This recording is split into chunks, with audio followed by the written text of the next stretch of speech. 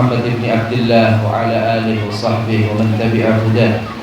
Amma ba'du, hadratal muhtaramin al-afadil, yang saya hormati dan yang saya muliakan, segenap para kiai, para tokoh masyarakat, bil khusus Kiai Zainal Abidin dari Brani dan Al-Akh Ustaz Ahmad Wes dan para tamu undangan semuanya, dan tak lupa kepada tuan rumah Bapak Munar. Alhamdulillah, puji syukur kita panjatkan kehadirat Allah Subhanahu wa taala. Siang hari ini kita bisa memenuhi undangan walimah pernikahan putra dari Bapak Munar. Kita doakan mudah-mudahan pernikahan Mas Yayas dan Bulan ini Allah jadikan pernikahan yang sakinah, mawaddah, warahmah. Amin, Allahumma amin. Pernikahan itu penting untuk dilakukan. Kalau ditanya lebih baik mana, menjomblo atau menikah, pasti lebih baik menikah.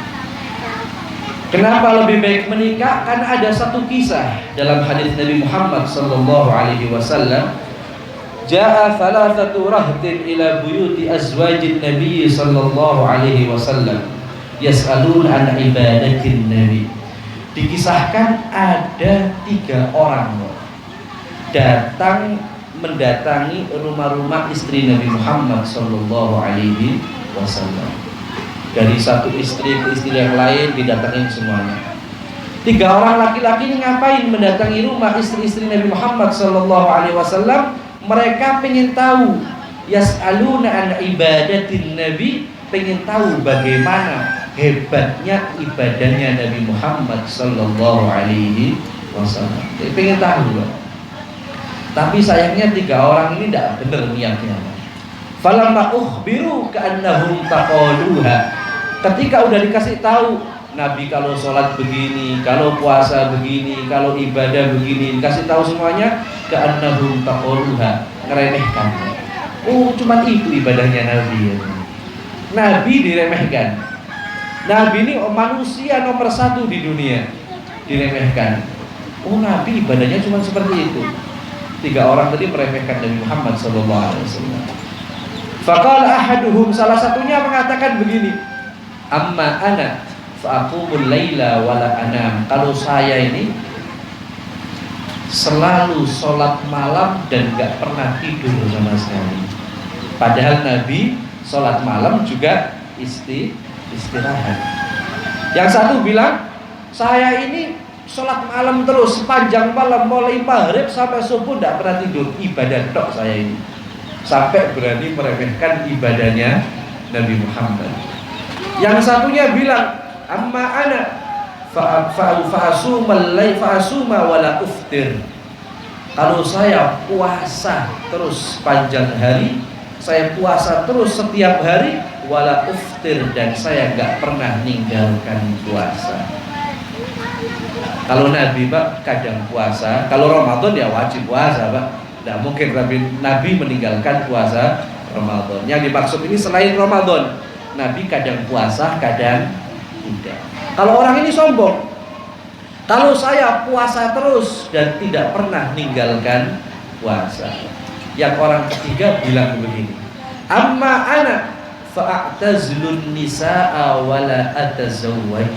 Kalau saya tidak mau sama perempuan, kalau saya menjauhi perempuan, kalau Nabi istrinya banyak, katanya, hebat saya. Kemudian Nabi datang. Kemudian ja'an Nabi SAW, Nabi datang, Nabi langsung nanya, kalian yang bilang begini. Kemudian Nabi langsung menegurnya, wallahi inni la akhsyakum lillah wa atqakum lahu wa ana asumu wa uftir wa ana aqumul laila wa anam wa ana atazawwajun nisa. Kata Nabi, kalian tadi yang menyombongkan ibadahnya masing-masing.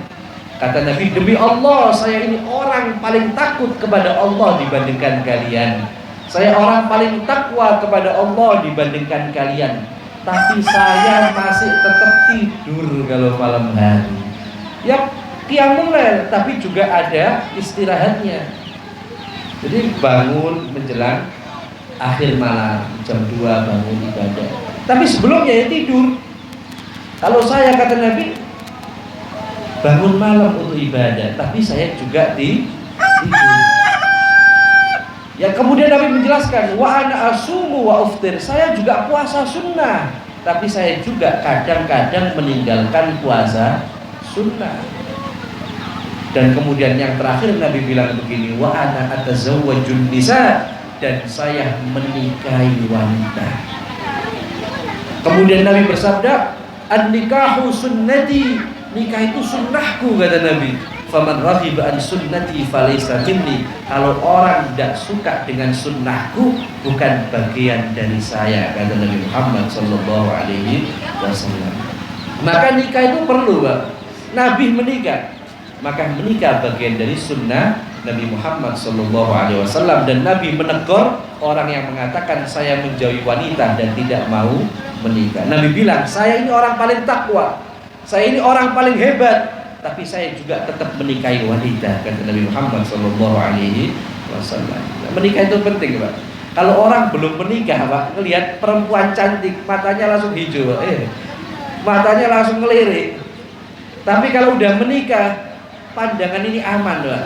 Maka Nabi sallallahu alaihi wasallam bersabda, ya ma'syarus sabab, man istata'a minkumul ba'a falyatazawwaj. Wahai para pemuda, kalau punya kemampuan untuk menikah, punya kemampuan untuk mahar dan mu'natun nikah, falyatazawwaj, hendaknya segera menikah. Kenapa? Karena Nabi, menikah itu aghaddu lil basar, bisa lebih menjaga pandangan mata. Memang dirasakan, orang yang udah pernah menikah pasti merasakan. Dulu sebelum saya menikah, lihat cewek cantik langsung mata ngelirik. Kalau udah menikah lebih terjaga. Nah kalau udah menikah kok masih belum bisa jaga pandangan, ya perlu nikah lagi, ya begitu.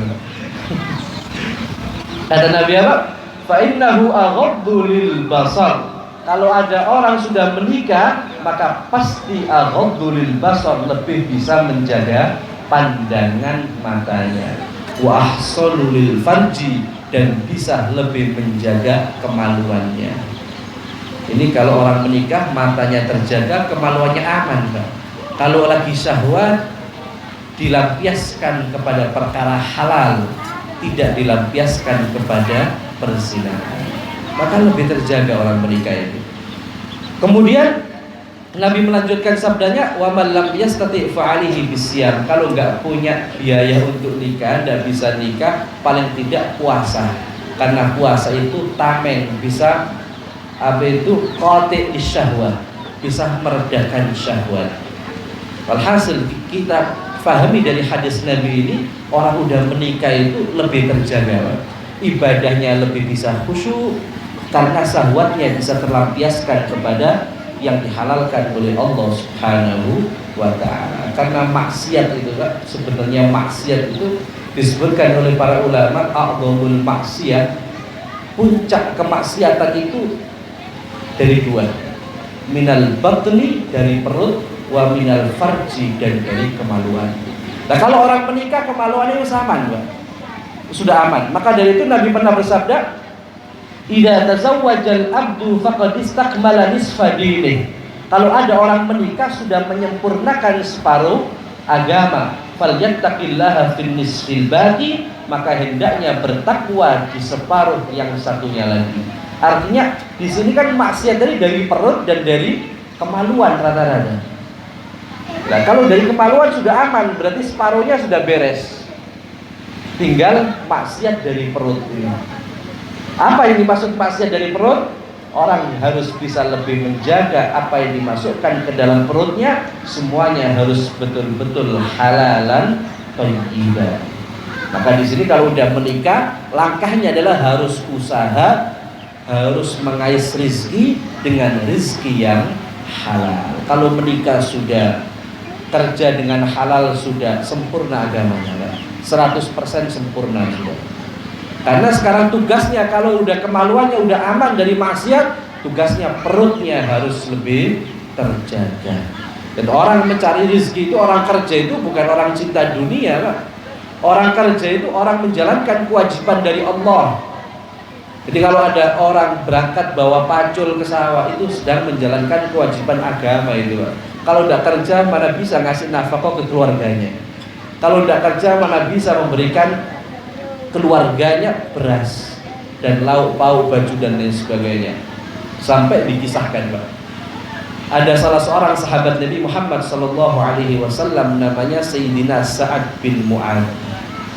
Sayyidina Sa'ad bin Mu'adz ini ketika jabat tangan dengan Nabi Muhammad sallallahu alaihi wasallam, faidan yadahu qad amjalata, tangannya ini melepuh, Pak, kasar, Pak. Kalau orang sering bawa cangkul, tangannya pasti kasar itu. Kalau bahasa Jawa namanya kapalan, Pak. Kasar tangannya Sayyidina Sa'ad bin Mu'adz, sahabat Nabi Muhammad sallallahu alaihi wasallam. Nabi nanya, ya Sa'ad bin Mu'adz, ngapain tanganmu kok kasar banget seperti itu? Kemudian Sayyidina Sa'ad bin Mu'adz mengatakan, ya Rasulullah, adribu bil marri wal mishafi nakhili liunfika ala iyali. Ya Rasulullah, aku ini tiap hari bawa pacul, saya tiap hari bawa sekrop untuk kerja di kebun kurma. Ya tangan saya begini nih, wahai Rasulullah, karena nanti hasilnya, uangnya saya gunakan nafkah kepada keluarga saya. Apa yang dilakukan oleh Nabi Muhammad, Pak? Faqabbala Nabi sallallahu alaihi wasallam yadahu. Nabi langsung ambil, memegang tangan kasarnya Sayyidina Sa'ad bin Mu'adz dan dicium oleh Nabi. Bayangkan, tangannya kuli dicium sama Rasulullah, Pak. Tangannya orang yang setiap hari bawa pacul dicium sama Rasulullah. Dan apa kata Rasulullah? Kafani yuhibbuhumallahu ta'ala. Kedua telapak tangan ini adalah kedua telapak tangan yang sangat dicintai oleh Allah Subhanahu wa ta'ala. Kenapa? Karena kasih nafkah, Pak, kepada keluarga. Maka jangan dianggap orang kerja itu orang cinta dunia, enggak. Yang cinta dunia itu kalau kerjaannya sampai berakibat meninggalin sholat, kerjaannya sampai berakibat ninggalin puasa Ramadan, kerjaannya sampai mengganggu waktu ibadahnya kepada Allah, baru itu cinta dunia. Kalau orang kerja sewajarnya kerja, itu bagian dari menjalankan perintah Allah. Maka dari itu orang kerja itu orang yang dicintai Allah. Bayangkan tangan kasarnya Sayyidina Sa'ad bin Mu'adz sampai dicium oleh Nabi Muhammad SAW. Nabi gak mungkin, Pak, mencium tangan orang kecuali tangan itu mengandung suatu kemuliaan sampai dicium, Pak. Kalau misalkan jenengan melihat ada Habib datang, ada Kiai datang, pasti berusaha mencium tangannya. Kenapa? Karena itu orang mulia. Dan Rasulullah mencium tangannya Sayyidina Sa'ad bin Mu'adz karena kemuliaannya Sayyidina Sa'ad bin Mu'adz. Dan kemuliaannya bukan karena apa-apa, Pak. Kemuliaan karena tangan kasar yang sering digunakan kerja, tapi itu bisa melindungi dirinya dari api neraka karena mencari rezeki yang halal. Maka mengais rezeki adalah bagian dari perintahnya Allah Subhanahu wa ta'ala. Tapi di sini sebatas jangan sampai mengabaikan kewajiban-kewajiban kepada Allah Subhanahu wa ta'ala. Jadi walhasil, orang sudah menikah separuh agama sempurna. Kalau sudah dapat rezeki yang halal, seluruh 100% dari agamanya sudah sempurna. Maka dari itu kita doakan mudah-mudahan pengantin baru ini Allah jadikan keluarganya sakinah, mawaddah, warahmah, dan rezekinya dilancarkan oleh Allah, rezeki hissiyah dan rezeki ma'nawiyah. Amin Allahumma amin. Ini yang bisa saya sampaikan, kurang lebihnya saya mohon maaf sebesar-besarnya. Wallahul muwaffiq ila aqwamit thoriq. Wassalamualaikum warahmatullahi taala wabarakatuh.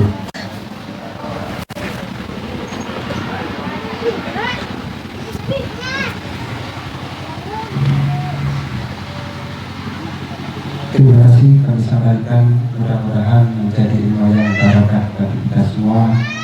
Untuk acara yang keempat, yaitu penutup doa yang hari ini, yang pertama akan disampaikan oleh Kiai Zainal Abidin.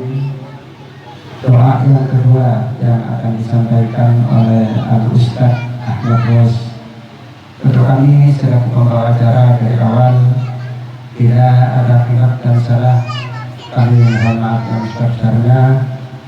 Kepada beliau kami harapkan. Untuk kami, assalamualaikum warahmatullahi wabarakatuh.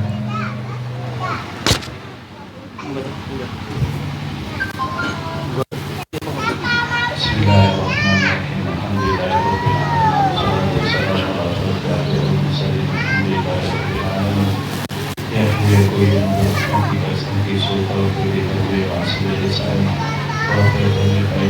الشيطان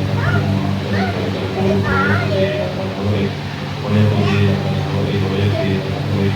اللهم صل على سيدنا محمد صلاة توسل بها على الرزق وتوسل بها المحمد وعلى آله وصحبه وسلم.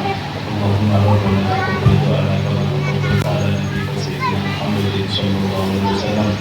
سبحانك ربك رب العزة عما يصفون وسلام على المرسلين الحمد لله رب العالمين. الفاتحة.